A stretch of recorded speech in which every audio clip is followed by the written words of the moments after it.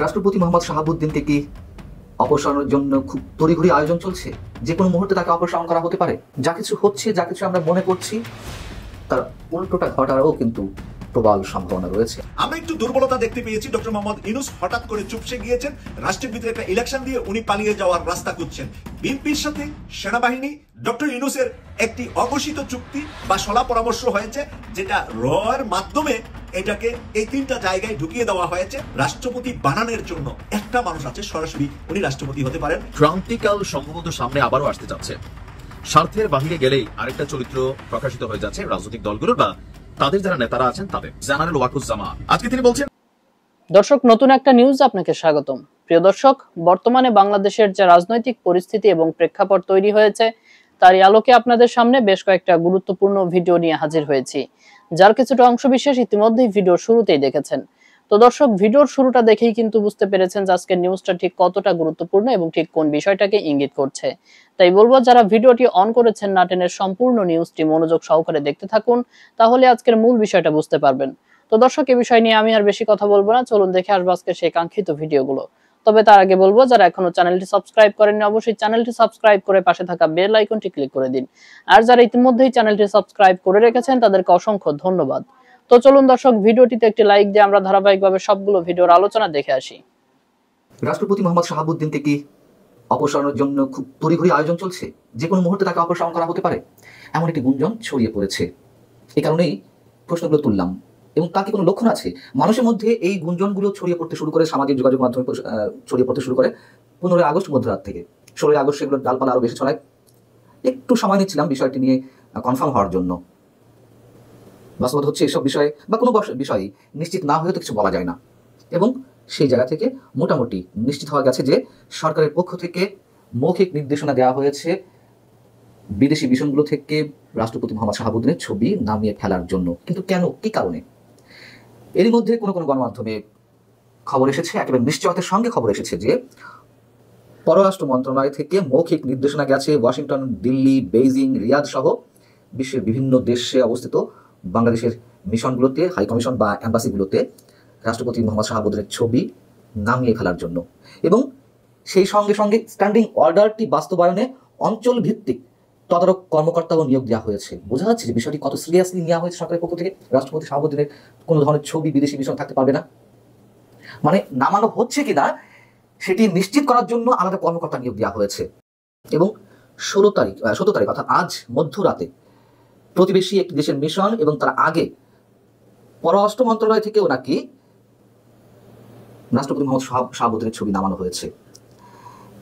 এখন এই যে চট জলদি তড়িঘড়ি করে প্রেসিডেন্টের ছবি নামানো হয়েছে কোনো কোনো জায়গা থেকে, আবার যে নির্দেশনাটি দেওয়া হলো, এটির উৎপত্তি কোথায়? যেটি জানা গেছে, প্রধান উপদেষ্টা ডক্টর মোহাম্মদ ইউনূস তিনি মালয়েশিয়া সফরে গেলেন 2 দিন আগে।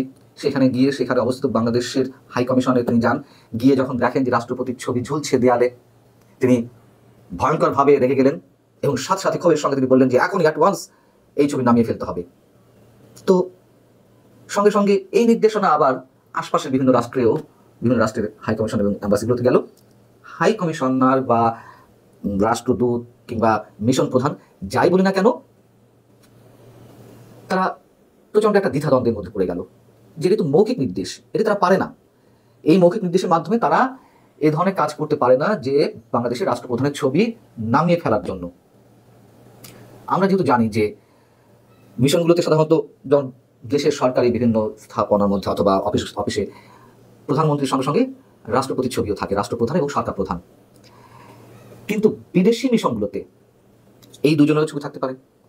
বাংলাদেশের সরকারি অফিসগুলোতে যেমন তত্ত্বাবধায়ক সরকারের প্রধানেরও ছবি থাকবে, কিন্তু বিদেশি মিশনগুলোতে তত্ত্বাবধায়ক সরকার, অস্থায়ী সরকার কিংবা অন্তর্বর্তী সরকারের প্রধানের ছবি থাকে না। সেইগুলোতে সাধারণত হেড অফ দ্য স্টেট বা রাষ্ট্রপ্রধানের ছবি থাকে।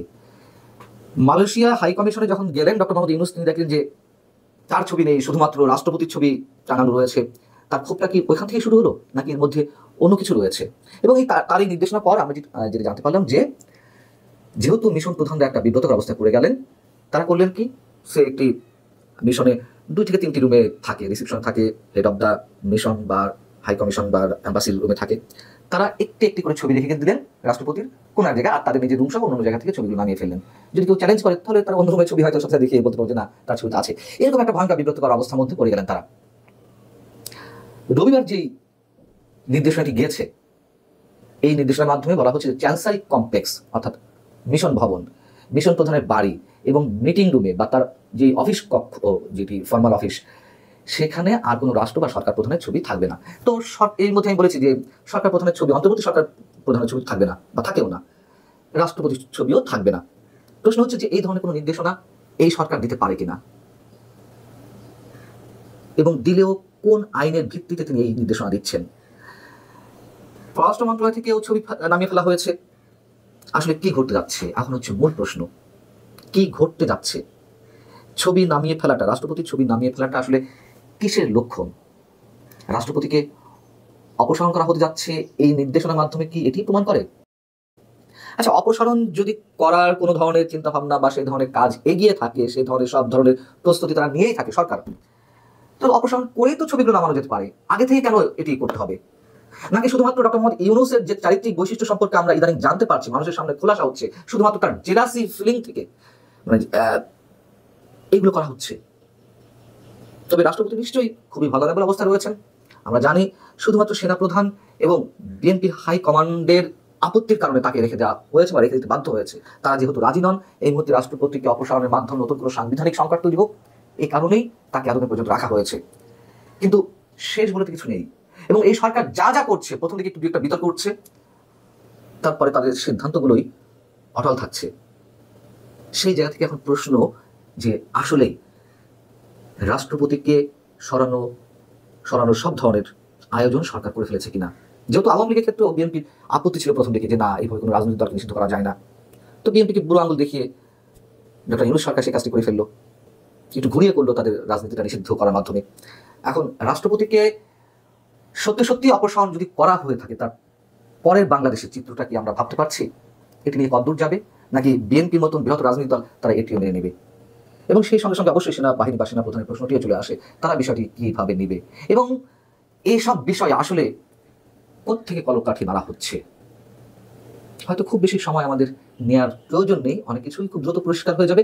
সবশেষে শুধু এটুকু একটু ইঙ্গিত দিয়ে রাখি, যা কিছু হচ্ছে, যা কিছু আমরা মনে করছি, তার উল্টোটা ঘটারও কিন্তু প্রবল সম্ভাবনা রয়েছে। বিএনপির সাথে সেনাবাহিনী ডক্টর ইউনূসের একটি অঘোষিত চুক্তি বা সলা পরামর্শ হয়েছে, যেটা রয়ের মাধ্যমে এটাকে এই তিনটা জায়গায় ঢুকিয়ে দেওয়া হয়েছে। সেটা হলো ডক্টর ইউনূসের জন্য গুড এক্সিট পয়েন্ট পাওয়া যাবে, ডক্টর ইউনূস বিদেশে চলে যেতে পারবেন, তার কোনো কিছু হবে না, আর তারেক রহমান এসে প্রধানমন্ত্রী হবেন, আর সেনাপ্রধান ওয়াকারুজ্জামান যেভাবে সেনাবাহিনী চালাচ্ছেন উনি সেনাপ্রধান হিসাবে থাকবেন। এই চুক্তিটা এখন ওপেন হয়ে গিয়েছে বিভিন্ন আলোচনার মাধ্যমে। যখন আলোচনার মাধ্যমে ওপেন হয়ে গিয়েছে, তখন আমরা গতকাল দেখলাম জামাতের নায়েবে আমির ডক্টর সৈয়দ আব্দুল্লাহ মোহাম্মদ তাহের বলছেন 7 দিনের জন্য আমাকে সময় দিলে আমি সংস্কার কমপ্লিট করে ফেলতে পারবো, আমাকে 7 দিনের জন্য সময় দেওয়া হোক। এটাও আজকে কিন্তু নিউজ পেপার গুলো করেছে, গতকালও আমি এই বিষয়টা আপনাদের সামনে বলেছি। তো এদিক দিয়ে ছাত্র শিবিরের সভাপতি জাহিদুল ইসলাম বলছে যে রাজনৈতিক দলগুলা কোনো সংস্কার করতে পারেন নাই। ছাত্র শিবিরের সভাপতি জাহিদুল ইসলাম এই একেবারে মূল রাজনীতি নিয়ে এর আগে কথা বলেছেন, আমি এভাবে শুনি নাই যে সবগুলা রাজনৈতিক দলকে, কারণ তার নিজের দল জামাতকে শুধু একা বলে নাই, বলেছে যে সব রাজনৈতিক দলগুলা সংস্কার করতে ব্যর্থ হয়েছে। তাহলে ছাত্র শিবিরের সভাপতি কথা বলছে, জামাতের বর্তমান মুখপাত্র ডক্টর সৈয়দ আব্দুল্লাহ মোহাম্মদ তাহের, যেহেতু জামাতের আমির সাহেব এখনো উনি ডাক্তারের নির্দেশনা পাননি যে বাহিরে এসে কথা বলবে মিডিয়াতে, বাসায় যাচ্ছে। গতকাল ডক্টর মিজানুর রহমান আলহারি গিয়ে ওনাকে দেখে এসেছেন এবং সেখানেও কিছু আলোচনা হয়েছে বলে আমরা জেনেছি। এরপরে আমরা দেখছি যে জামাতের সেক্রেটারি জেনারেল মিয়া গোলাম পরোয়ার সাহেব বলেছেন পিআর ছাড়া নির্বাচন হতে দেব না, পিআর ছাড়া নির্বাচন হতে দেব না। একটা হলো নির্বাচন হবে, আমরা ভেবেছিলাম যে পিআরটা সর্বশেষ না হলেও জামাত এনসিপি মেনে নিবে বা ইসলামী আন্দোলন আছে, একেবারে একসাথে আছে এই তিনটা দল। এরপরে অন্যান্যদের ভিতরে কেউ কেউ পিআরের পক্ষেই আছেন, অনেকগুলা ছোট দল যাদের সকলের নাম আমার জানা নাই। সেই কারণে আমি বলছি যে আজকে কেন হঠাৎ করে দেশটা পুরাটা উত্তপ্ত হয়ে গিয়েছে, আভ্যন্তরীণ ভাবে কি হচ্ছে সে নিয়ে আরেকটু কথা আপনাদের সামনে তুলে ধরব। এতক্ষণ কিছু ভয়ঙ্কর কথা আপনাদের সামনে বললাম, এখন এটার সমাধান কি? সমাধান তো একটা দিতে হবে। আমি যদি শুধু আপনাদেরকে ভয় দেখাই আর সমাধান আমার কাছে না থাকে, তাহলে আপনারা বিভ্রান্ত হবেন, ভয় পাবেন না। এখানে একটা সমাধান আছে। আমাদের মাথার উপরে আরেকটা টুপি আছে, এই যে আমার টুপিটা দেখছেন না, এটার উপরে আরেকটা আছে যেটা আপনারা চোখে দেখছেন না। মানে ছায়াতে আরেকটা টুপি আছে। তাহলে ডক্টর মোহাম্মদ ইউনূসকে আমি বুঝাইলাম এটা আমাদের এখন মাথার উপর, তাই না? ডক্টর মোহাম্মদ ইউনূস আমাদের রাষ্ট্র পরিচালনা করে, তার উপরে আরেকটা মাথা আছে বাংলাদেশের, যেই মাথাটা চুপচাপ, মানুষ দেখে না, মানুষের লুকালয়ে আসে না, এটা নীরবে ওই মাথাটা রাষ্ট্রটাকে ধরে রাখবে, রাষ্ট্রটাকে রাইট পথে, আমাদেরকে সঠিক পথে পরিচালিত করবে। সেই মাথাটার নাম হলো আমাদের প্রধান বিচারপতি সৈয়দ রিফাত আহমেদ। তিনি হলেন আমাদের সর্বোচ্চ গার্জিয়ান, সর্বোচ্চ রাষ্ট্রের ক্ষমতাবান, সর্বোচ্চ রাষ্ট্রের মানে সর্বশেষ সময়ে হালটা উনি ধরবেন এবং উনি আমাদেরকে সকল কিছু থেকে, সকল বিপদ থেকে, ভারতীয় আগ্রাসন থেকে এই দেশকে, এই রাষ্ট্রকে বাঁচাবেন। এই ব্যাপারে আমি অনেক কনফিডেন্ট উনার উপরে। উনার নানা ছিলেন বিচারপতি ইব্রাহিম সাহেব। উনার নানা বিচারপতি ইব্রাহিম সাহেব পাকিস্তান সময়ে, সেই সময়ে পাকিস্তানের সিংহাসন পর্যন্ত নাড়া দিয়ে ফেলেছিলেন। এত বড় শক্তিশালী পরিবারে উনার রক্ত। রিফাত সাহেব অক্সফোর্ড ইউনিভার্সিটির আজীবন অনারেবল পাওয়া, মানে আজীবনের সম্মাননা পেয়ে আছেন উনি। কোন অক্সফোর্ডের ছাত্র যারা অক্সফোর্ডে শ্রেষ্ঠ হয় তাদেরকে 1 বছর 2 বছরের জন্য সম্মাননা দেয় অক্সফোর্ড ইউনিভার্সিটি, আর আমাদের প্রধান বিচারপতিকে দিয়েছে আজীবন, আমরণ। উনি অক্সফোর্ডের সম্মাননা প্রাপ্ত ছাত্র। আমরা কি আগে জানতাম? হাসিনার সময় কি ওনার নাম জানতাম? আপনারা জানতেন? আমি জানতাম না অন্তত উনি কোন জায়গায় ওনাকে বিচারপতি হিসাবে রেখেছিলেন। কিন্তু ডক্টর মোহাম্মদ ইউনূস আসার পরে বিচারাঙ্গনের যখন পরিবর্তন হলো, ছাত্ররা যখন একদিনে আদালতে গিয়ে বিচারপতি একসাথে অনেককে মানে আদালত থেকে বের করে দিল, তারপরে কি হলো, এই আমরা সৈয়দ রিফাত আহমেদ সাহেবকে দায়িত্ব নিতে দেখলাম। ডক্টর মোহাম্মদ ইউনূস খুব বড় বিপদে পড়লে দেখবেন যে বিচারপতি প্রধান বিচারপতির সাথে বসেন, এবং এরকম যে একবার ডক্টর মোহাম্মদ ইউনূস পদত্যাগ করবেন এরকম একটা কথা উঠছিল, সেই আগ মুহূর্তে মানে একেবারে উনি জাপানে যাচ্ছিলেন, যাওয়ার আগ মুহূর্তে রিফাত সাহেব গিয়ে আধা ঘন্টা ডক্টর মোহাম্মদ ইউনূসের সাথে রুদ্ধদ্বার বৈঠক করে এসেছিলেন। তো এই রিফাত সাহেব হলো আমাদের সবার জন্য একটা নিয়ামত দাঁড়িয়ে আছে। ডক্টর মোহাম্মদ ইউনূস যেই সাহসটা দেখাতে পারছেন না, যে সাহসের উনার বয়সের কারণে, এবং উনার সাথে যারা আছে এর মধ্যে অর্ধেক বেচাকিনি হয়ে আছে আর অর্ধেক সৎ মানুষও আছে। একটা ক্রান্তিকাল সম্ভবত সামনে আবারও আসতে যাচ্ছে। স্বার্থের বাহিরে গেলেই আরেকটা চরিত্র প্রকাশিত হয়ে যাচ্ছে রাজনৈতিক দলগুলোর বা তাদের যারা নেতারা আছেন তাদের। এখন এই যে হঠাৎ করে বিএনপিকে টার্গেট করে নাসিরউদ্দিন পাটোয়ারি দেওয়া বক্তব্য যে জনাব তারেক রহমানকে বিদেশে অনলাইনে করে থাকতে হবে যদি ইতিহাস থেকে শিক্ষা না নেয়। অপরদিকে হাসনাত আব্দুল্লাহ, নাসিরউদ্দিন পাটোয়ারি সহ অনেকেই বলছেন যে লন্ডনে গিয়া সিজদা দিয়া ডক্টর ইউনূস নির্বাচনের ওহি আনছেন। অপরদিকে সেনাপ্রধানকেও বিভিন্ন সময় বিভিন্ন বক্তব্য তারা দিচ্ছেন। এখন এই যে পরিস্থিতি, আসলে এই পরিস্থিতি থেকে উত্তরণের পথ কি? উত্তরণের পথ আপনারা খুঁজতে থাকেন। অপরদিকে সেনাবাহিনীর যিনি প্রধান আছেন জেনারেল ওয়াকুজ্জামান, অকুত ভয় একজন মানুষ কিন্তু, এবং যে পথটা তিনি হোল্ড করেন এটা অনেক ওজনধারী একটা পথ। আজকে তিনি বলছেন বাংলাদেশে সবার অধিকার সমান। এই কথাটা সার্বজনীন। এই কথাটা তিনি কেন বললেন? এই দেশে ধর্ম বা বর্ণের কোনো ভেদাভেদ থাকবে না, আমরা সবাই সম্প্রীতি সৌহার্দ্য বজায় রেখে চলছি, ভবিষ্যতেও চলবো।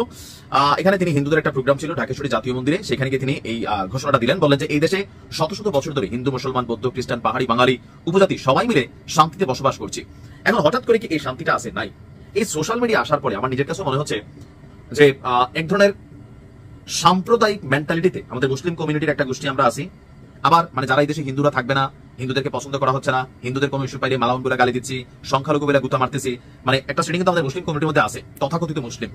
আবার হিন্দুদের মধ্যে একটা গ্রুপ আছে সাম্প্রতিক সময়ে ভারত প্রীতি অনেক বাইরে গেছে, ভারত তাদেরকে বাঁচাইতে আসবে, ভারত যা বলতেছে তাই হওয়া উচিত, বাংলাদেশে ভারতের আধিপত্য থাকা উচিত। এই যে জিনিসগুলো সামাজিক সম্প্রীতির মধ্যে ফাটল ধরিয়েছে। আমার ছোটবেলা, আপনার ছোটবেলা, আপনার শৈশব কখনো দেখছেন যে আমাদের হিন্দু মুসলিমগত, জাতিগত, সাম্প্রদায়িক কোন রকম সংঘাত হইতে আমার জীবনে আমি দেখি নাই। বয়সটা কম হয় না, 40 চলে। আপনি দেখছেন কিনা? কিন্তু গত 5 থেকে 7 বছর এই যে আপনিও এগুলো দেখতে দেখতে শুনতে শুনতে একটা লাইক মেরা দিয়ে আসতেছেন, আবার ঠিক সহমত, হ্যাঁ হ্যাঁ একটা ভিডিও আসলো, ভাইরাল হয়ে গেল, সেই ভিডিওর আগাগোড়া আপনি জানলেন না, বুঝলেন না, এডিটিং একটা ভিডিও দেখা হিন্দুরও কনফিউশন হচ্ছে যে ভারতের গণমাধ্যম কি মিথ্যা বলে? বলতেছে তো ভাই, প্রমাণিত।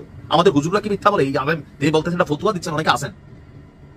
দেখেন ধর্ম খুবই সুন্দর একটা জিনিস, আর সেনাপ্রধান বাংলাদেশ নামক রাষ্ট্রটার খুবই গুরুত্বপূর্ণ একটা পদে আছেন। তিনি যে ঘোষণা দিয়েছেন এই দেশ সবার, আসলে সবার, আমাদের মধ্য থেকে এই সোশ্যাল মিডিয়া ইফেক্টের কিছু নেগেটিভিটি আছে, এগুলো ঝাইরা ফেলতে হবে। পুট করে শুনলেন অমুক একটা কথা বলছে, পুট করে শুনলেন ওই হিন্দু সে আল্লাহ একটা গালি দিছে, রাসূল নিয়ে দিছে, আপনি তার বিরুদ্ধে আইনি ব্যবস্থা নিতে পারেন। মুসলমানদের মধ্যে বলতেছে না, মুসলিম ব্লগার আছে না, এরা নাস্তিক হয়ে গেছে না। তো এখন বিষয়গুলো হচ্ছে কি, একটা হুমের মধ্যে ফুমাইরা যে কোনো পরিস্থিতি ঘোলাটে করা যায়। আর ওই যে একটা রাজনীতি তো চলছে ধর্মভিত্তিক, যে যেভাবে ফায়দা পারতেছে ভারতীয় নিচ্ছে, বাংলাদেশিও নিচ্ছে, এগুলো থেকে দূরে থাকতে হবে। দিন শেষে বাংলাদেশ আমার আপনার সবার। রাজনীতি যে দলেরই করি, যে ধর্মেরই হই, যে মতেরই হই, বাংলাদেশকে এগিয়ে নিতে আমার আপনার ব্যক্তি অবদান অনেক বেশি। ধৈর্যশীল হইতে হবে, শোনা কথায় কান দিতে হবে না। তো দর্শক দেখলেন আজকের ভিডিওগুলো। আর এই ভিডিও সম্পর্কিত যদি কোনো তথ্য বা মতামত থাকে তাহলে তো অবশ্যই কমেন্ট করে জানিয়ে দিন। এতক্ষণ সাথে থাকার জন্য ধন্যবাদ। নিউজটি শেষ করছি এখানেই, ফিরছে আগামী ভিডিওতে নতুন কোনো টপিক নিয়ে। আল্লাহ হাফেজ।